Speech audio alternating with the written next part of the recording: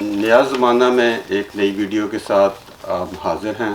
آج ہمارے مہمان ایک بار پھر حسین حقانی صاحب، آپ امریکہ میں پاکستان کے سابق سفیر رہ چکے ہیں۔ آج ہماری گفتگو کا موضوع تو انہی کی کتاب کو مزید ڈسکس کرنا تھا، مگر پاکستان میں صورتحال اتنی تیزی سے چینج ہو رہی ہے کہ آج ہماری گفتگو کا موضوع پاکستانی سیاست ہے۔ حال ہی میں ایک ہماری جیسے ہی پاکستان میں سیاسی پارٹیوں کی سرگرمیوں میں اضافہ ہوا ہے تو ہمارے وزیر اعظم صاحب کو بھی غصہ چڑھنا شروع ہو گیا ہے۔ حالانکہ وہ 5 سال تک جو کچھ کہتے رہے ہیں کنٹینر پہ چڑھ کے، تو ان کو تو کسی نے غدار نہیں کہا تھا۔ ابھی آپ دیکھیں گے، وہ ابھی میں آپ کو کلپ بھی دکھا دیتا ہوں۔ اس کلپ میں وہ فرما رہے ہیں کہ جی یہ جو باہر بیٹھے بندے ہیں، خاص طور پہ حسین حقانی، یہ غدار لوگ ہیں اور یہ امریکہ کے ساتھ مل کے کوئی سازش کر رہے ہیں۔ کون بیٹھا ہوا ہے امریکہ کے اندر جو ہندوستان لابی کو اپنا بڑا ڈیموکریٹ بن رہا ہے پاکستان کی فکر میں؟ حسین حقانی، وہ وہاں باہر بیٹھا ہوا ہے، وہ پوری کیمپین چلاتا ہے وہاں باہر بیٹھ کے۔ یہاں جو بیچارے نادان لبرلز بنے ہوئے ہیں وہ بھی اپنی جی ہم فوج کے اگینسٹ ہیں۔ میں ان کو کہتا ہوں خدا کے واسطے آنکھیں کھولو اپنی۔ وہ کیا سازش ہے، ذرا ہمیں بھی کوئی تھوڑی سی بتائیں۔ دیکھیں، عمران خان صاحب خود تو آ کے صدر ٹرمپ سے مل کے چلے گئے، ان سے فون پر بات بھی کرتے رہتے ہیں، تو وہ تو سازش نہیں کرتے۔ ٹھیک ہے، لیکن جو یہاں بیٹھا اس لائبریری میں بیٹھا لکھ رہا ہے، پڑھ رہا ہے اور اس کے علاوہ کچھ نہیں کر رہا، کبھی کبھی آپ جیسے دوستوں کے ساتھ ملاقات ہو جاتی ہے، کووڈ کی وجہ سے وہ بھی بہت کم ہو گئی، تو اس کو غدار قرار دینا دراصل یہ ثابت کرتا ہے کہ مسئلہ غداری کا نہیں ہے، مسئلہ بیانیے کا ہے۔ جو سرکاری بیانیہ ہے جو پاکستان میں، اور جس کے اب عمران خان بہت بڑے علمبردار بن چکے ہیں، وہ بیانیہ بڑا سیدھا سادہ سا ہے کہ پاکستان دو قومی نظریے کی وجہ سے بنا، اس کے بنائے بغیر کوئی چارہ نہیں تھا برصغیر کے مسلمانوں کے لیے۔ اب یہ اسلام کا قلعہ ہے، اس ملک کو اکٹھا فوج رکھتی ہے۔ جو آدمی اس ملک میں اس رائے سے اختلاف کرے کہ پاکستان کی مختلف قومیتوں کو بھی تسلیم کیا جانا چاہیے، جو آدمی یہ کہے کہ پاکستان طویل المیعاد بنیاد پر بھارت کے ساتھ مخاصمت کا متحمل نہیں ہو سکتا، جو یہ کہے کہ پاکستان میں جو تعلیمی پسماندگی ہے، جو صحت کی پسماندگی ہے، اس کی وجہ سے پاکستان کی سلامتی بھی آگے چل کر خطرے میں پڑ جائے گی، وہ اس لیے نہیں غدار قرار دیا جاتا کہ وہ واقعی کوئی غداری کرتا ہے، وہ اس لیے غدار قرار دیا جاتا ہے کہ اس کی ان باتوں کی وجہ سے جو سرکاری بیانیہ ہے وہ قوم کو غلط لگنے لگتا ہے۔ لوگ سوال اٹھانا شروع کر دیں گے کہ ہاں بھائی یہ بتاؤ کہ دنیا میں جو سب سے زیادہ ایسی آبادیاں ہیں جن کے بچے، اسکول جانے والی عمر کے بچے، 5 سال سے 15 سال کی عمر کے بچے اسکول میں نہیں ہیں، ان میں پاکستان دوسرے نمبر پہ کیوں ہے؟ پاکستان کی برآمدات میں اضافہ کیوں نہیں ہو رہا؟ پاکستان کی پیداواری صلاحیت میں کیوں اضافہ نہیں ہو رہا؟ پاکستان کی فیکس آمدنی میں اضافے کی رفتار بنگلہ دیش اور بھارت سے کم کیوں ہے؟ یہ سوال جب لوگ کرنے لگیں گے تو پھر یہ بیانیہ کہ ہم اسلام کا قلعہ بن چکے ہیں، ہماری وجہ سے ساری دنیا جو ہے وہ اسلام کی اور مسلمانوں کی عزت کرتی ہے، توہین رسالت کو روکنے والے صرف ہم ہیں، اور پھر یہ کہ ہماری جو ایٹمی طاقت ہے اور عسکری طاقت ہے اس کی وجہ سے پوری دنیا میں ہم ایک بہت بڑی طاقت کا مقام رکھتے ہیں، یہ سب باتیں جو شاعری کی جاتی ہے قوم کے ساتھ، وہ شاعری غلط ثابت ہونے لگتی ہے۔ یہ اصل بات ہے، غداری کوئی نہیں۔ ورنہ آپ مجھے بتائیے کہ پاکستان میں آج تک غداری کا مقدمہ کس پر سرکاری طور پہ قائم ہوا ہے؟ جس ایک شخص پہ قائم ہوا ہے وہ ہمارے سابق صدر اور general chief executive general Musharraf صاحب ہیں، اور وہ ملک سے باہر بیٹھے اور ان کو نہیں یہ غدار کہتے۔ تو اگر غدار کوئی ہوتا تو یہ باقاعدہ قانونی طور پر مقدمہ قائم کرتے، جس کے لیے قانون یہ کہتا ہے کہ وفاقی حکومت مقدمہ قائم کرے، کسی عدالت میں مقدمہ چلتا اور پھر اس عدالت میں فیصلہ ہوتا۔ پاکستان میں یہ کام نہیں کیا جاتا، پاکستان میں صرف الزام لگایا جاتا ہے، اور الزام لگانے کا سبب یہ ہے کہ ہماری باتوں سے ان کا بیانیہ خطرے میں پڑتا ہے۔ الزام سے یاد آیا کہ جیسے اسامہ بن لادن جب ہمارے پاس موجود تھے اور ان کو جب امریکی افواج نے پکڑا تو وہ آپ کا دور سفارت میں یہ واقعہ ہو گیا تھا، اور اس کا الزام بھی آپ پہ لگنا شروع ہو گیا تھا۔ وہ کوئی میمو لکھا ہے آپ نے یا کیا کیا ہے؟ وہ تو آپ کو پتہ ہی ہوگا کہ سپریم کورٹ نے بالآخر اس میمو کی تو دھجی اڑا دی. کئی سال تک تو انہوں نے شوق پورا کیا الزام لگانے والوں کا کہ اچھا جی حسین حقانی صاحب آئیں جواب دیں. قانون کے مطابق اس کی کوئی ضرورت نہیں تھی.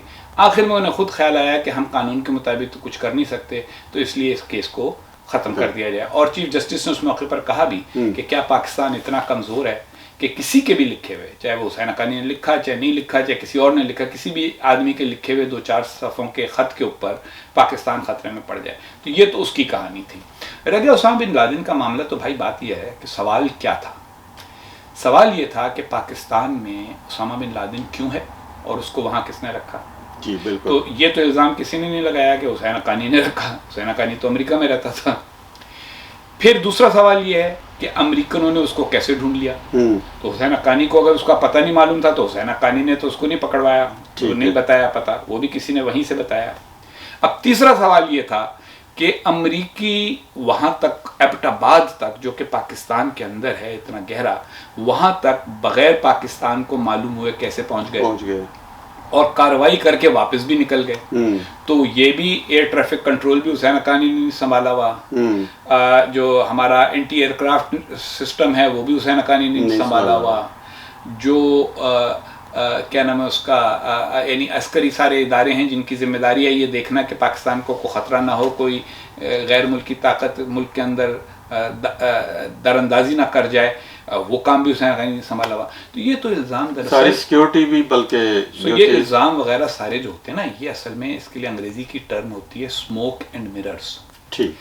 دھواں اور آئینوں کی مدد سے, وہ جیسے فلموں کے اندر دکھاتے ہیں نا, کوئی جن آ گیا, کوئی بھوت آ گیا, کوئی کہانی آ گئی, تو یہ وہ کیا جاتا ہے پاکستانی قوم کے ساتھ. ٹھیک ہے. تاکہ اصل بات اور اصل سوال پہ توجہ نہ ہو سکے.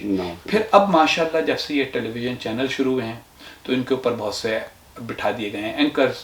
تو کوئی جو ہے وہ خلیفہ ہارون الرشید کا جانشین بن کے بیٹھا ہوا ہے, کوئی اوریہ مقبول جان ہے, کوئی اور ہے, وہ اپنے اپنے ایشوز پیدا کرتے رہتے ہیں, کہانیاں پیدا کرتی رہتے ہیں, یا رؤف کلاسرا ہیں یا کوئی ہیں. وہ مقصد صرف یہ ہے کہ کوئی دھواں اڑا دو, اس دھوئیں میں لوگوں کی توجہ اصل چیز سے ہٹ جائے. تو یہ 3 سوال جو ہیں ان کا جواب اگر پاکستانی قوم ڈھونڈ لے تو اس کو پتہ چل جائے کہ اسامہ بن لادن کو پاکستان میں کس نے رکھا, اسامہ بن لادن کی خبر امریکنوں کو کس نے دی, اور اسامہ بن لادن کو امریکنوں نے جب آ کے مارا تو اس وقت ہمیں پتہ کیوں نہیں چلا کہ ان کے ہیلی کاپٹر اتنی اندر تک پاکستان میں گھس گئے ہیں اور کارروائی کر کے واپس بھی جا رہے ہیں, اور ان کو کوئی نقصان نہیں پہنچا. نقصان ہماری قومی عزت اور شہرت کو ہی پہنچا. یہ اس کے اسامہ بن لادن کے واقعے کے اوپر ایک کمیشن بھی بنا تھا اور کمیشن کی رپورٹ پھر سامنے نہیں آئی, کیا تھی. اسی طرح ایک کمیشن بھی تو دھواں اڑانے کے لیے بنا تھا نا, دھواں ختم کرنے کے لیے تھوڑی بنا تھا. وہ کمیشن سے مجھے یاد آیا کہ یہ اے پی ایس جو آرمی پبلک اسکول میں واقعہ ہوا تھا پچھلے دنوں, سپریم کورٹ نے اسے کہا کہ جی اس کی رپورٹ کو عام کیا جائے تاکہ پتہ چلے, تو جس میں بتایا گیا ہے کہ وہ جو قاتل تھے یا جو حملہ آور تھے اس اسکول کے اندر ان کے سہولت کار موجود تھے. دیکھیں شعیب عادل صاحب, اس میں ایک بات سمجھیں, پاکستانی قوم کو اس پہ غور کرنا چاہیے کہ پاکستان کے پہلے وزیر اعظم کو کسی نے گولی مار دی, کمیشن بنا, رپورٹ آئی, آج تک رپورٹ پبلک نہیں ہوئی. 1951 کا واقعہ ہے. ٹھیک ہے. 1971 میں پاکستان 2 لخت ہو گیا. بالکل ٹھیک ہے. آدھی سے زیادہ آبادی اور تقریباً آدھا رقبہ چلا گیا. کیوں گیا, کیا ہوا, اس کی بھی تحقیق کے لیے کمیشن بنا. سرکاری طور پہ اس کی رپورٹ بھی نظر نہیں آئی. اے پی ایس کا واقعہ بھی بڑا سانحہ ہے کہ بچوں کو مار دیا اسکول میں گھس کے کچھ لوگ, کیا ہوا, 150 بچے مارے گئے. اس کی معلومات, کمیشن بنا, انکوائری ہوئی, رپورٹ منظر عام پر نہیں ہے. ایبٹ آباد کمیشن ایک اور سانحہ کہ دوسرا ملک جو ہے گھس گیا آپ کے اندر, آپ کے ہاں انہوں نے دنیا کے سب سے بڑے دہشت گرد کو ڈھونڈ نکالا. نہ یہ ہمیں بتایا گیا کہ کس نے اس کو وہاں رکھا تھا, نہ یہ بتایا گیا کہ کیسے آ کے اس کو مار کے چلے گئے امریکی. وہ کمیشن کی رپورٹ بھی چھپا دی گئی. سبب کیا ہے؟ سبب یہ ہے کہ شفافیت دراصل بیانیے کو قائم رکھنے کے لیے ختم کی جاتی ہے, کیونکہ اگر شفافیت ہو جائے تو سوالات پیدا شروع ہو جائیں ہونے. قوم کو تو یہ بتایا جاتا ہے کہ جناب سارے مسلمان بھائی ہیں, سب نیک ہیں, سب ایک ہیں, اب اسامہ بن لادن جو ہے دنیا بھر کا سب سے بڑا دہشت گرد بھی ہے، لیکن ہم اس کے خلاف بات بھی نہیں کرنا چاہتے کیونکہ ہمارے یہاں بھی اس کے کچھ ہمدرد موجود ہیں، تو ہم اس کی پوری کہانی بھی نہیں سنانا چاہتے. تو جب یہ اچھا اسی طرح سے مشرقی پاکستان گیا تو ہم نے تو اس کا ایک سمپل نسخہ بنا کے قوم کو بتا دیا جی بھٹو نے انکار کر دیا مجیب الرحمان کی اکثریت ماننے سے. لوگ مان بھی جاتے ہیں بھائی اکثریت ماننے سے، اگر اس نے انکار کیا تو صدر کون تھا، کس کی حکومت تھی، صدر نے کیوں نہیں کہا کہ اچھا ہم اسمبلی کا اجلاس پھر بھی طلب کرتے ہیں سب آؤ، اور اگر نہیں کوئی آتا تو نہ آئے، اس سے اکثریت اقلیت واضح. وہ سوالات کوئی نہیں کرتا. جو ملٹری آپریشن تھا وہ تو بھٹو نے نہیں کرایا تھا، لوگ تو بھٹو نے نہیں مروائے وہاں، جس کے نتیجے میں بنگالی قوم پوری کی پوری کھڑی ہو گئی. کسی سویلین نے تو ہتھیار نہیں ڈالے. بالکل. تو یہ سب باتیں جو ہیں ان کے اوپر پردہ ڈالنے کے، اس کو وہی میں آپ کو ہمیشہ کہتا ہوں دھواں، اس کو آپ ذہن میں رکھیں. لوگ کہتے ہیں ٹرک کی بتی کے پیچھے لگا دیا، تو قوم کو ٹرک کی بتی کے پیچھے لگانے کے ساتھ ساتھ دھواں اڑایا جاتا ہے ہر وقت، تاکہ لوگ ادھر ادھر نظر کرتے رہیں، اصل بات کی طرف توجہ نہ کریں. میں نے اس دن ایک ٹویٹ کی تھی، وہ آپ سے شیئر کرتا ہوں دوبارہ، آپ کے ذریعے آپ کے ناظرین کو بھی پہنچے، کہ بھائی جس ملک میں مجھ جیسے کمزور لوگوں کو سب سے بڑا خطرہ بیان کیا جانے لگتا ہے، وہاں اصل خطرے پر سے نظر ہٹ جاتی ہے. ٹھیک، یہ ہے پاکستان کی بات. یہ بات بلکہ درست ہے، اور یہ میری بیگم کا ایک درینہ مسئلہ بھی آج حل ہو گیا ہے کہ میرے بھی جو چھوٹے موٹے کچھ رشتہ دار ہیں وہ بھی مجھے غدار کہتے ہیں، یا کوئی اسرائیل کا ایجنٹ یا وہ بھارت کا ایجنٹ کہتے ہیں، تو مجھے تو وہ کچھ نہیں کہتے، تو تانے میری بیگم کو سننے پڑتے ہیں. یہ جو ایجنٹ والی بات ہے، اس پر بھی میں ایک بات کہوں گا. یہ بھی ایک نرگسیت کا نتیجہ ہے کہ ہم اتنے اہم ہیں کہ ساری دنیا ہمارے خلاف سازشیں کر رہی ہیں. آپ یہاں واشنگٹن میں رہتے ہیں جی، پچھلے کئی مہینے سے یہاں انتخابی مہم چلی ہوئی ہے. آپ نے کبھی کسی انتخابی امیدوار کو پاکستان کا ذکر کرتے سنا؟ نہیں. جب ان کی سیاسی حکمت عملی میں پاکستان اتنا اہم نہیں ہے کہ اس کا ذکر کیا جائے انتخابی مہم میں، تو بھائی وہ پاکستان کے خلاف سازش کرنے میں اپنے وسائل، اپنا وقت، اپنی توانائی کیوں لگائیں گے؟ وہ تو سب دیکھ رہے ہیں، اور دنیا ساری سازشوں پہ نہیں چل رہی ہوتی. اور اگر سازشیں ہو رہی ہیں تو اتنے بڑے بڑے ادارے موجود ہیں، ڈھونڈیں سازش کو اور ثبوت ڈھونڈیں. دیکھیں میں آپ کو ایک چھوٹی سی بات کہتا ہوں. لوگ کہتے ہیں جی ایجنٹ ہیں، پیسے لیتے ہیں دوسرے ملکوں سے. تو بھائی اگر دوسرے ملک سے پیسے لیتے ہیں تو آپ ان کو پیسہ دے کے اپنا بنا لیں. جو بکاؤ مال ہے وہ تو آسانی سے بک جائے گا. جی. اچھا، اب اگر مسئلہ بکاؤ ہونے کا نہیں ہے، صرف لوگوں کا نقطہ نظر اور نظریہ ہونے کا ہے، تو پھر ان کی بات کو سنیں.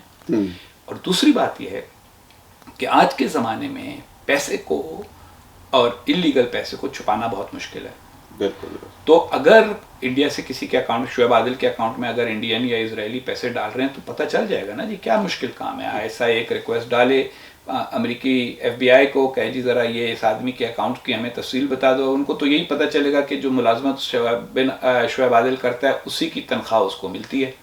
جو کام حسین حقانی کرتا ہے، کتاب لکھتا ہے، تقریر کرتا ہے، تھنک ٹینک میں کام کرتا ہے، اس کی تنخواہ اس کو ملتی ہے. اس کے علاوہ تو پیسہ نہیں. ایک متوسط طبقے کے امریکن کی زندگی گزارنے والا جو ہے، اس کے پاس اگر یہ کئی ملین ڈالر، یہ تو ایسے مضحکہ خیز لوگ ہیں کہ پچھلی دفعہ 7 کی کانفرنس ہوئی، اور آپ کو پتہ ہے کہ یہ جو آن لائن کانفرنس کرنا یہ مفت ہوتا ہے اگر آپ نے پہلے سے لیا. ایک دوست نے سیٹ اپ کر دیا، سب نے اپنے اپنے کمپیوٹروں سے لاگ ان کر لیا، کانفرنس ہو گئی. ایک صاحب نے پاکستان میں ارشاد فرمایا کہ یہ کانفرنس کرانے کے لیے بھارت نے $10 ملین خرچ کیے ہیں. تو وہ $10 ملین کہاں گئے؟ ڈھونڈ لو بھائی. ایسا کون سا مشکل کام ہے؟ یہ تو شیخ مجیب الرحمان کو بھارت کی ملنے والی مبینہ امداد جو ہے اس کا بھی سراغ نہیں لگا سکے تھے. تو جو اصل کوئی کسی کا ہے بھی رابطہ غیر ملکی طاقتوں سے، اس کا تو سراغ لگا نہیں پاتے. جن کا نہیں ہے ان پر الزام لگا دیتے. تو یہ بتائیں، امریکی الیکشن جاری ہیں، ابھی آپ نے بتایا کہ اس میں پاکستان کا تو کوئی ذکر اذکار کوئی نہیں ہے دور تک. تو آپ کیا دیکھتے ہیں کہ پاکستانی خطے میں، اس ساؤتھ ایشین خطے میں اس وقت بڑی تبدیلی آ رہی ہے؟ طالبان کے ساتھ مذاکرات بہرحال فی الحال تو وہ تعطل کا شکار ہو گئے ہیں، پاکستان اور چائنا کا ایک بن رہا ہے اتحاد، امریکہ اس کو کیسے کس نظر سے دیکھ رہا ہے؟ دیکھیں، امریکہ نے ایک فیصلہ تو کر لیا ہے کہ وہ چین کو اپنا مد مقابل سمجھتا ہے. ٹھیک ہے. چین سے زیادہ قریب آنے کے نتیجے میں پاکستان اور امریکہ کے تعلقات پر اثر تو پڑے گا. ٹھیک ہے. اب ہم اس کو کتنی سمجھداری سے ہینڈل کرتے ہیں کہ ہم کوئی ایک نئی دشمنی نہ پال لیں، یہ ہم پر اس کا انحصار ہے. ٹھیک ہے. دوسری بات یہ کہ ہمیں اپنے قد کاٹ کے مطابق اپنی خارجہ پالیسی بنانی چاہیے. ہمیں یہ سمجھنا چاہیے کہ مختلف وجوہ سے ایران کی اہمیت ہے، مشرق وسطیٰ کے ممالک کی اہمیت تیل کی وجہ سے ہے، بھارت کی اہمیت اس کی حجم کی وجہ سے ہے. تو ہم جو ہیں، یہ جو ہماری خواہش ہے کہ ہم اپنے قد سے زیادہ بڑا سایہ ڈالیں دنیا پر، یہ ایک حقیقت پسندانہ پالیسی نہیں ہے. اپنے قد کے مطابق ہمارا سایہ ہو، دنیا ہماری بات مانے، ہر ایک سے ہم ڈیلنگ کریں، تجارت کریں. دیکھیے، امریکہ اور پاکستان کی تجارت ہے $6.5 بلین، جو کہ بھارت کی اور امریکہ کی تجارت ہے $129 بلین. کتنا فرق ہوا؟ 9 گنا.